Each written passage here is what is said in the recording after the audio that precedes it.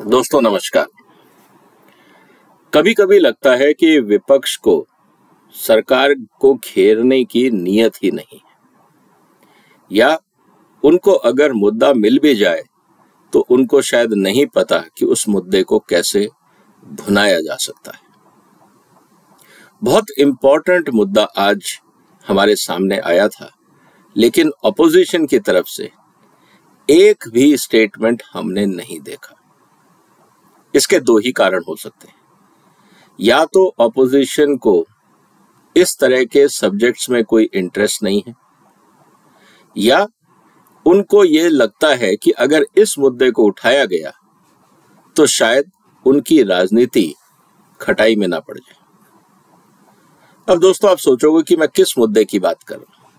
ये मुद्दा है आपकी और हमारी जिंदगी से, रोजगार से जुड़ा हुआ मुद्दा। एक खबर आई थी कि 42,000 करोड़ रुपए लगा के टाटा यूके के अंदर बैटरी प्लांट लगाएंगे। अब सवाल इस बात का है कि हिंदुस्तान दुनिया का सबसे बड़ा बाजार बन के उभर रहा है, तो टाटा को यूके जाने की जरूरत क्यों पड़ी? है ना इंपॉर्टेंट मुद्दा। इस पे हम आगे चर्चा करेंगे। कुछ तथ्य मैं आपके सामने रखूंगा। तब तक आप इस वीडियो को शेयर करें और इस चैनल को सब्सक्राइब करें।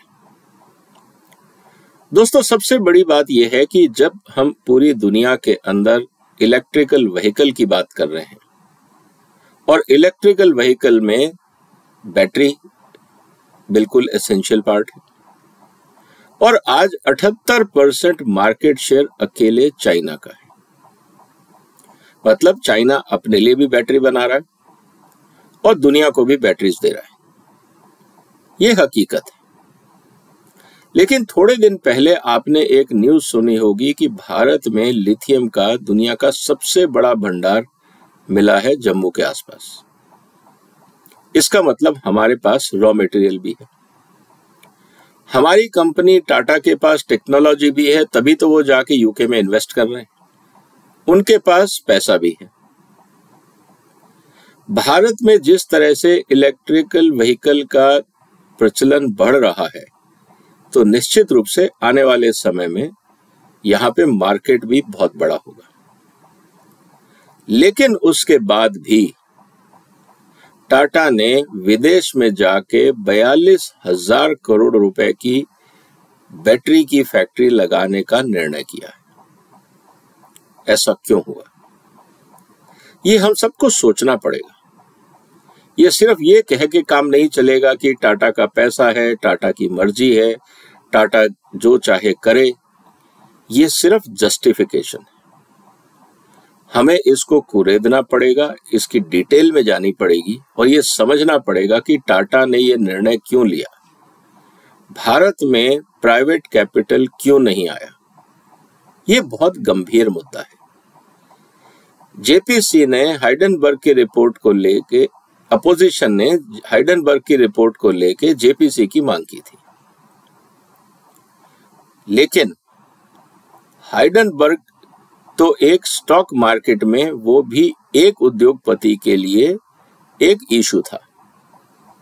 उसमें कोई भी ऐसी चीज सामने नहीं आई जिससे कि पूरे देश के ऊपर कोई बवंडर आ गया हो।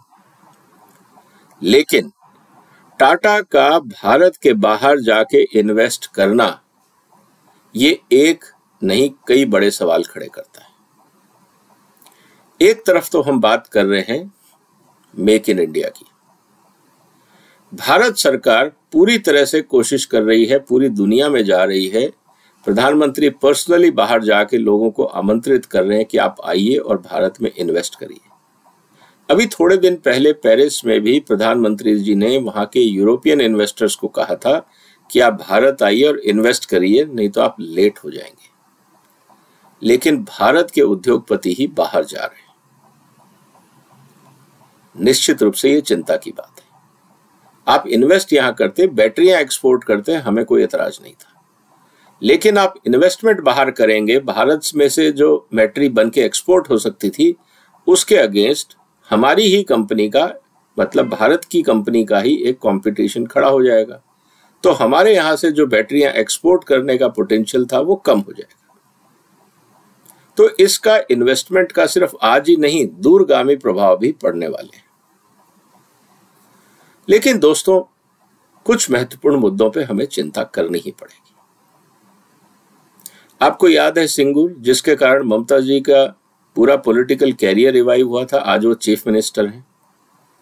वो टाटा को बंगाल से निकाल के, टाटा को गाली दे के जब उन्होंने बंगाल से निकाला, उसके फलस्वरूप ममता बनर्जी को बंगाल में चीफ मिनिस्टर की कुर्सी मिल गई। ये उनकी राजनीति थी। लेकिन नुकसान किसका हुआ? नुकसान देश का हुआ, क्योंकि टाटा ने हिंदुस्तान की जगह बाहर इन्वेस्ट करना शुरू किया। एक एग्जाम्पल हमारे सामने, टाटा ने हिंदुस्तान में भी इन्वेस्ट किए, लेकिन इतना बड़ा प्रोजेक्ट एक लोकेशन पे क्या टाटा ने लगाया? मेरे को तो याद नहीं पड़ता। दूसरा, अब थोड़े समय पहले किसान आंदोलन के नाम पे पंजाब के अंदर रिलायंस के टेलीकॉम टावर्स को तोड़ा गया। क्या एजेंडा था?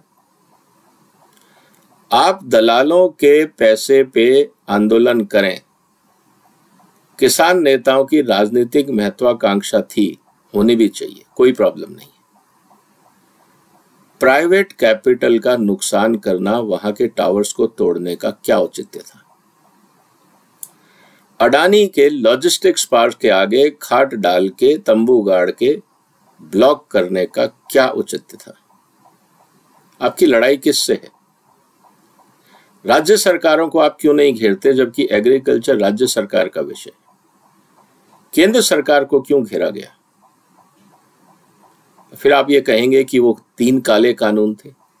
मैं आज फिर, जो भी ये प्रोग्राम देख रहे हैं या जो देख रहे हैं और अपने साथियों को ये शेयर करें, मैं आज भी जो उन तीनों कानूनों के विरोध में लोग बात कर रहे थे, उनको खुला निमंत्रण देता हूं, आइए एक एक लाइन पे चर्चा करें और मुझे बताइए कि वो कानून कहाँ खराब थे, कैसे किसान का नुकसान हो रहा था। हाँ, आढ़तियों बिचौलियों का नुकसान हो सकता है, मैं उसकी गारंटी नहीं ले रहा। एक लाइन बता दीजिए जो किसान के विरुद्ध थी। आज तक तो कोई नहीं बता पाए। बाकियों को भी मैं आमंत्रित करता हूं, आइए लाइन बाय लाइन पढ़ते हैं और बताइए कहां गड़बड़ हुई थी। दोस्तों, मुद्दा किसान आंदोलन नहीं है, मुद्दा किसान कानून नहीं है। मुद्दा इस बात का है कि हमने हिंदुस्तान में प्राइवेट कैपिटल को कभी इज्जत नहीं दी। कभी हमारे जो विपक्षी दल हैं सूट बूट की सरकार बोलते हैं, कभी ये बोलते हैं कि आपने इंडस्ट्रियलिस्ट को गोद में बैठा रखा है या आप इंडस्ट्रियलिस्ट की गोद में बैठ गए। आपको गरीब आदमी की चिंता नहीं है, आप सिर्फ इंडस्ट्रियलिस्ट की बात करते हैं।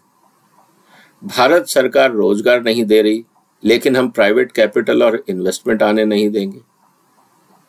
भारत से अगर निर्यात बढ़ाना है तो हमें वर्ल्ड क्लास इंडस्ट्री हिंदुस्तान में चाहिए, ताकि आयात कम हो, निर्यात बढ़े, लेकिन वो हम करने नहीं देंगे। कहने का मतलब यह है दोस्तों, जब तक हम प्राइवेट कैपिटल की इज्जत नहीं करेंगे तो टाटा को कोई इंसेंटिव नहीं है भारत में इन्वेस्ट करने का। और जब टाटा इन्वेस्ट नहीं करेगा तो बहुत सारे लोग जो टाटा को भारत का एक सबसे बड़ा औद्योगिक घराना मानते हैं, उनको मैसेज ये लगेगा कि शायद भारत के बाहर ही इन्वेस्टमेंट सुरक्षित है। इस मैसेज के लिए कौन जिम्मेदार है? केजरीवाल साहब तो पूरी लिस्ट लेके बैठ जाते हैं कि हिंदुस्तान का हर इंडस्ट्रियलिस्ट चोर है। ये बात अलग है कि टैक्स पेयर के पैसे पे उन्होंने अपने लिए शीश महल बना लिया। तब वो नहीं बोलेंगे कि टैक्स की चोरी किसने करी। अपने पर्सनल एडवर्टाइजमेंट एजेंडा पे सैकड़ों करोड़ रुपए टैक्स पेयर के लगा देंगे, लेकिन ऑक्सीजन के लिए उनके पास पैसे नहीं है। आरआरटी के लिए पैसे नहीं है, लेकिन एडवर्टाइजमेंट के पैसे हैं। तभी सुप्रीम कोर्ट ने कहा कि आप अपना एड बजट दिखाइए। कहने का मतलब यह है कि इररिस्पॉन्सिबल पॉलिटिक्स जब तक इस देश में चलेगी, बड़ा इन्वेस्टमेंट नहीं आएगा। मेरा निवेदन है ऑपोजिशन से कि आप हर छोटी बड़ी बेतुकी बातों को लेकर जेपीसी की मांग करते हैं। क्यों नहीं आप भारत में इन्वेस्टमेंट कैसे बढ़े, इसके ऊपर एक जेपीसी की मांग करें। सुझाव दें केंद्र सरकार को और राज्य सरकार को, और एज ए जेपीसी आप बैंकों से, प्राइवेट सेक्टर से, सरकारी अधिकारियों से, जिससे चाहें आप बुला के बात करें, क्योंकि जेपीसी आपको ये अधिकार और पावर दे देता है कि आप जिसको चाहें बुला सकते हैं। और उसके बेस पे आप भारत सरकार को जेपीसी की तरफ से एक सजेशन चार्टर दें कि आपको ये सब करना होगा अगर हमें हिंदुस्तान में इन्वेस्टमेंट बढ़ाना है तो। क्योंकि जेपीसी का फायदा ये होगा कि फिर कोई भी ऑपोजिशन इन्वेस्टर्स के मामले में छोटी बात नहीं करेगा, उन पे लांछन नहीं लगाएगा। आपको पता है कि इस समय जब टाटा ने 42,000 करोड़ रुपए, करीब $5 बिलियन का इन्वेस्टमेंट यूके में प्लान किया है, तो 500 मिलियन पाउंड के आसपास यूके की गवर्नमेंट टाटा के प्रोजेक्ट के लिए सहायता देने को तैयार हो गई है। और सिर्फ यूके ही नहीं, स्पेन भी टाटा के पीछे लगा हुआ था, ये कह के कि आप यूके क्यों जाते हैं, यहां आइए, हम आपको और इंसेंटिव दे सकते हैं। तो दोस्तों, इस बात को हमें मानना होगा कि हम चाहे अपने आप को कुछ भी बोले, लेकिन दुनिया का हर देश, इवन विकसित देश भी इन्वेस्टमेंट के लिए लालायित है। हमने सिंगूर से टाटा को भगाया, लेकिन यूके ने टाटा को अपनाया। कौन ज्यादा समझदार था? किसकी राजनीति ज्यादा लॉजिकल थी और समझदारी वाली थी? ये बात हमें पूछनी होगी हमारे राजनीतिक दलों से। तो इसीलिए दोस्तों, आज की चर्चा गंभीर इसलिए है क्योंकि हम इस देश में रोजगार की बात करते हैं, लेकिन जब प्राइवेट कैपिटल इस देश में आना चाहता है और रोजगार क्रिएट करना चाहता है, हम उसको बदनाम करते हैं। तो कौन आएगा? जब टाटा जैसे ग्रुप को हमने बदनाम कर दिया, तो बाकी छोटी मोटी कंपनियां तो आएंगी नहीं। जब हम हिंदुस्तान की कोई भी बड़ी कंपनी जब बड़ी होती है, हम उन पे आरोप लगाना शुरू कर देते हैं। दूसरी तरफ विकसित देश में जब उनकी कोई कंपनी बड़ी होती है, तो उनको वो सम्मानित करते हैं, वहां इंसेंटिव भी दिए जाते हैं और हमसे ज्यादा दिए जाते हैं। क्या हम ओछी राजनीति को छोड़ के देश के विकास की राजनीति की राह पकड़ेंगे? अब आप इसमें यह कहेंगे कि साहब, हमारे राजनीतिक दल पढ़े लिखे नहीं है, लेकिन जो सबसे ज्यादा पढ़ा लिखा मुख्यमंत्री है, वही तो प्राइवेट कैपिटल को सबसे ज्यादा चोर बोल रहा था। क्या उस पढ़े लिखे मुख्यमंत्री को नहीं पता था कि प्राइवेट कैपिटल कैसे आती है? तो दुख इस बात का है दोस्तों कि बात पढ़े लिखे या अनपढ़ की नहीं है, बात है नीयत की, बात है मानसिकता की। हम सिर्फ जोड़ तोड़ की राजनीति, डिवाइड एंड रूल की राजनीति में विश्वास करते हैं। हम लोग कभी ईमानदारी से चाहते ही नहीं कि हमारी कॉन्स्टिट्यूएंसीज डेवलप हो। हम तो सिर्फ जातिवाद की राजनीति करके किसी तरह अपने लिए सत्ता पाना चाहते हैं। फिर जो हमारा वोटर है वो रोता रहे, बाढ़ में डूबता रहे, कोविड में ऑक्सीजन के लिए मरता रहे, और हमारे नेता शीश महल में रहते रहे।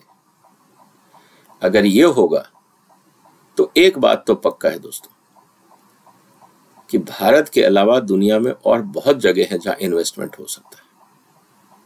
आपने देखा होगा लेटली टाटा ने बाहर इन्वेस्ट किया, बिरलाज के बहुत इन्वेस्टमेंट्स बाहर हैं, जिंदल्स के बाहर हैं, अडानी के बाहर हैं, अंबानीज के बाहर हैं। हर बड़ा ग्रुप पूरी दुनिया में जगह देख रहा है कि हम कहां इन्वेस्ट करें। लेकिन शायद हमारे लोगों को अपनी ओछी राजनीति से और सिर्फ एक दूसरे की टांग खींचने के अलावा कोई कंस्ट्रक्टिव पॉलिटिकल एजेंडा लेके राजनीति करनी नहीं आती है। कि गलती उनकी नहीं है। जो उनके गुरु रहे होंगे, जो उनके मार्गदर्शक रहे होंगे, उन्होंने जो सिखाया, शायद वही मानसिकता लेके आज हम राजनीति कर रहे हैं। दोस्तों, आपका क्या कहना है? क्या भारत में प्राइवेट कैपिटल का रिस्पेक्ट होना चाहिए? क्या हम अपनी पॉलिटिकल पार्टीज को अकाउंटेबल बनाएं जब हमारे यहां से इन्वेस्टमेंट बाहर जाए? अगर हम अपने यहां इन्वेस्टमेंट का माहौल नहीं पैदा करेंगे तो आज जो टाटा हिंदुस्तान को छोड़ के बाहर चला गया, ऐसे कई लोग जाएंगे और जो आना चाहते हैं वो नहीं आएंगे। तो मेरा निवेदन है पीएम ऑफिस से कि आपके बहुत सारे ऐसे कानून हैं जो फ्रस्ट्रेट करते हैं, चाहे वो आपका फॉरेस्ट एक्ट हो, चाहे वो आपके टैक्सेशन हो, चाहे वो अप्रूवल्स हो, चाहे वो आपके एनवायरमेंटल लॉज हो। हम ये नहीं कहते कि फॉरेस्ट और एनवायरमेंट बुरी चीज है, बहुत इंपॉर्टेंट है, लेकिन जिस तरह से सुगमता से बाकी देशों में काम होता है, हमारे यहाँ क्यों नहीं हो सकता? क्या हम सीखना नहीं चाहते, या हम मानसिक रूप से उनसे ज्यादा कमजोर हैं, या हमारी प्रायोरिटी कुछ और है? जवाब तो इस देश को देना पड़ेगा, नहीं तो चुनाव में बेरोजगारी का मुद्दा और उसके साथ साथ महंगाई का मुद्दा हर बार हर पॉलिटिकल दल को तंग करेगा। दोस्तों, इस वीडियो को शेयर करें, इस चैनल को सब्सक्राइब करें और अपने सुझाव लिखें। और मैं तो ये कहूंगा, ट्विटर पे आप अपने सुझाव भारत सरकार के हर मंत्रालय को भेजें जहां जहां पे आपको दिक्कत आ रही है, क्योंकि जब तक आप शोर नहीं मचाओगे, सोशल मीडिया जब तक स्पेसिफिक सजेशन और प्रॉब्लम्स हाईलाइट नहीं करेगा, सुधार मुश्किल है। उम्मीद है आप अपना रोल प्ले करेंगे, हम अपना रोल प्ले करेंगे और इस देश को आगे बढ़ाएंगे। आपने वक्त निकाला, आपका धन्यवाद। फिलहाल वंदे मातरम।